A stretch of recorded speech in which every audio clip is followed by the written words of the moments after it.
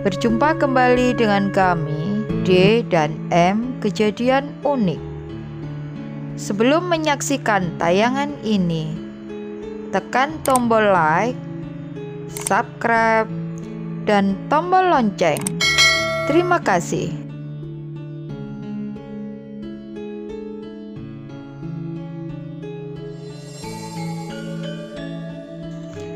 Majapahit merupakan sebuah kerajaan besar yang mempunyai struktur pemerintahan yang baik dan teratur, yang dipimpin oleh seorang raja yang dibantu oleh beberapa anggota keluarga raja yang dikenal dengan sebutan Dewan Sabta Prabu, yang bertugas memberikan pertimbangan kepada raja dalam mengambil sebuah keputusan, serta para pejabat kerajaan yang beranggotakan orang-orang yang mumpuni dalam bidangnya masing-masing.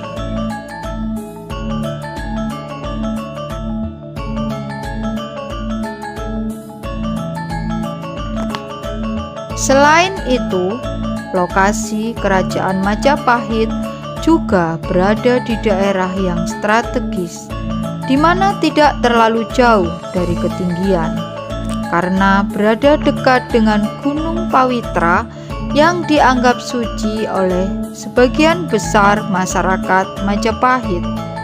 Hal ini terbukti dengan adanya beberapa bangunan candi, baik di lereng gunung, yaitu Candi Jedong 1 dan Candi Jedong 2, di mana kedua candi ini dihubungkan oleh tembok yang terbuat dari susunan batu bata merah sepanjang 50 meter.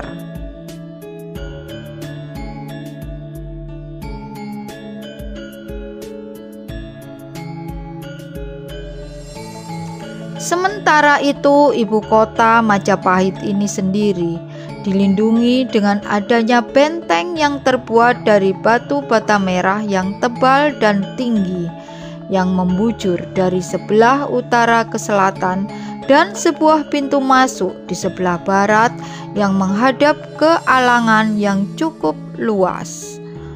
Oleh masyarakat Majapahit, pintu masuk ini disebut dengan Pura Waktra. Di bagian tepi benteng terdapat pohon beringin yang berderet dan memanjang yang disebut Brahmastana. Biasanya di bawah pohon beringin inilah digunakan oleh para perwira sebagai tempat untuk mengawasi dan menjaga pasehaban.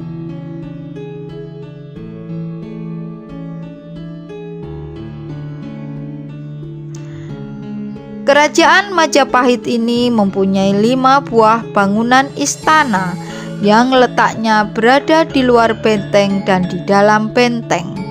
Istana yang terdapat di luar benteng adalah Istana Brewengker, Istana Rani Lasem, Istana Raja Matahun. Sedangkan Istana Raja Hayam Wuruk dan Istana Kertawardhana Singawardhana ini berada di dalam benteng.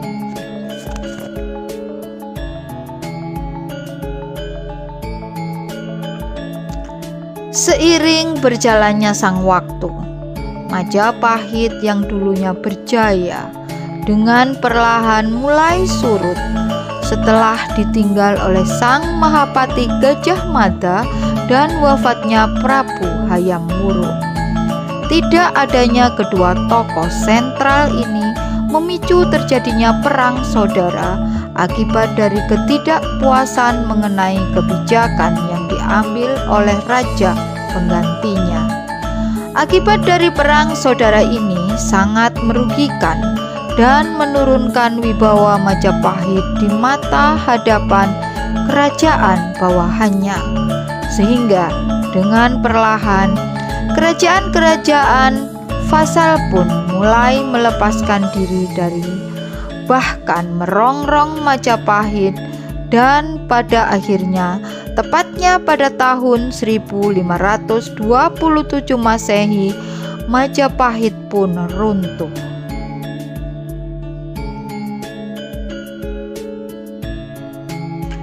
Hilangnya jejak Kedaton Majapahit sampai saat ini masih menjadi sebuah misteri. Banyak arkeolog yang berburu informasi bahkan menyimpulkan penyebab hilangnya Kedaton Majapahit ini. Ada beberapa pendapat mengenai hilangnya bangunan Kedaton Majapahit. Yang pertama, akibat terjadinya proses pelapukan. Hal ini dikarenakan sebagian besar bangunan istana berbahan organik dan tanah sehingga besar kemungkinan mengalami pelapukan.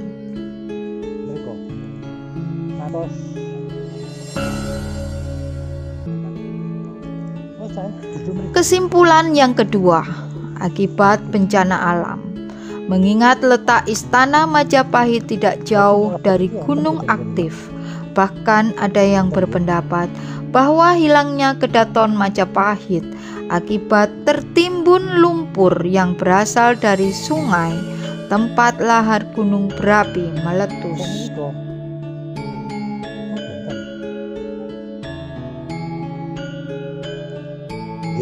Kesimpulan yang ketiga, serangan Demak pada tahun 1400-an yang menghancurkan Kedaton Majapahit.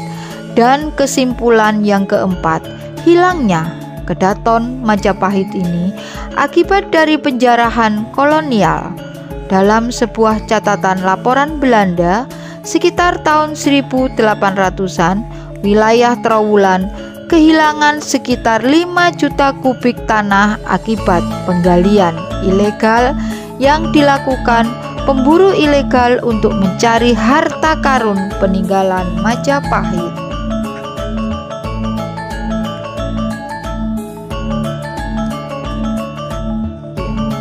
Sementara itu, kesimpulan yang kelima, Kedaton Majapahit melakukan moksa.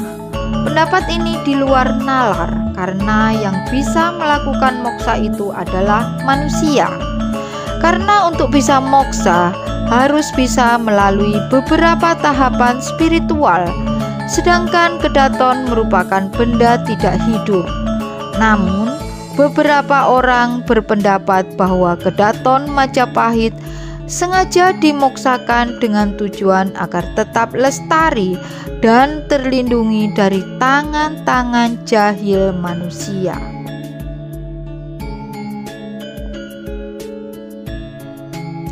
Hilangnya bangunan istana ini memicu para arkeolog untuk mereka-reka keberadaannya, hingga pada akhirnya pada awal tahun 2019 ditemukan sebuah situs di Desa Kumitir. Situs ini pun ditemukan secara tidak sengaja oleh pekerja pembuat batu bata. Setelah diekskavasi, barulah ditemukan bentuk dari situs tersebut, yaitu sebuah bangunan talut yang panjangnya 187 meter dan membentang dari selatan ke utara. Selain itu ditemukan pula bolder struktur lantai bangunan, struktur gapura, sumur yang terbuat dari susunan batu bata, dan sumur yang terbuat dari susunan jobong.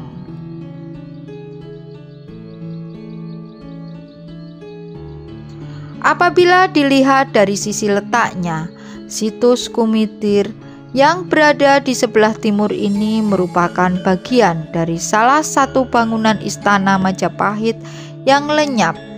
Jika ditinjau dari peta Majapahit, besar kemungkinan Kedaton Majapahit masih berada di sekitar situs Kumitir ini. Hal ini dikarenakan situs Kumitir merupakan reruntuhan istana Brewengker, di mana Brewengker ini merupakan seorang raja bawahan atau vasal kerajaan Majapahit.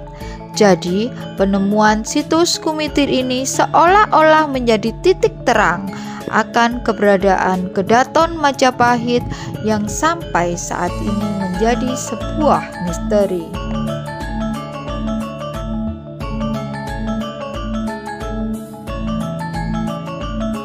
Menurut Empu Prapanca dalam kitab Negara Kertagama, Kedaton Majapahit dikelilingi oleh tembok bata yang tebal dan tinggi, di mana di setiap sudut terdapat pos penjaga.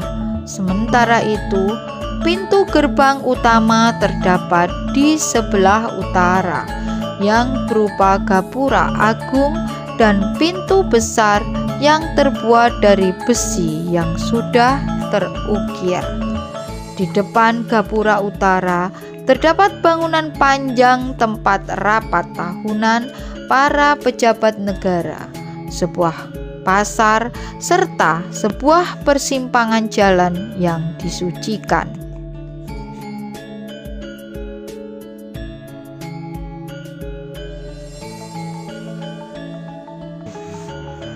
Masuk ke dalam komplek melalui gapura utara, terdapat lapangan yang dikelilingi bangunan suci keagamaan. Pada sisi barat lapangan ini terdapat pendopo yang dikelilingi kanal dan kolam tempat orang mandi. Pada ujung selatan lapangan ini terdapat jajaran rumah yang dibangun di atas teras-teras berundak. Rumah-rumah ini adalah tempat tinggal para abdi dalam keraton. Sebuah gerbang lain menuju ke lapangan ketiga yang dipenuhi bangunan dan balairung agung. Bangunan ini adalah ruang tunggu bagi para tamu yang akan menghadap raja.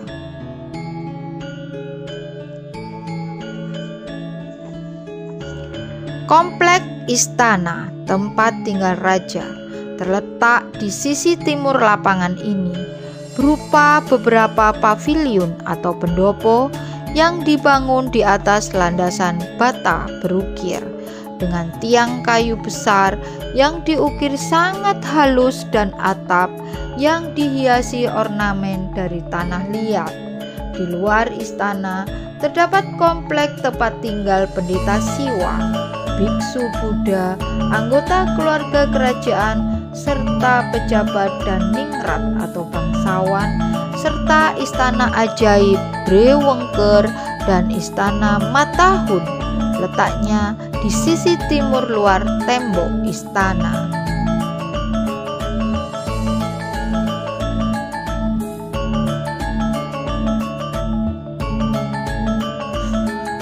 Jika dilihat dari gambaran tersebut, kemungkinan besar penemuan situs Kumitir ini merupakan jalan utama dalam mengupas misteri keberadaan Kedaton Majapahit yang hilang.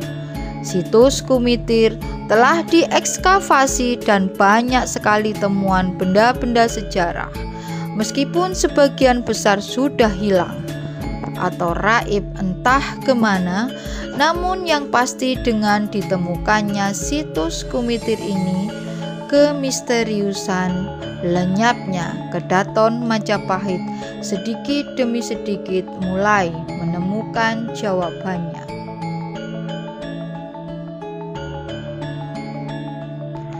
Semoga uraian kami di atas bermanfaat bagi kita semua, khususnya generasi muda yang sangat antusias dalam menyikapi tabir sejarah Majapahit ini.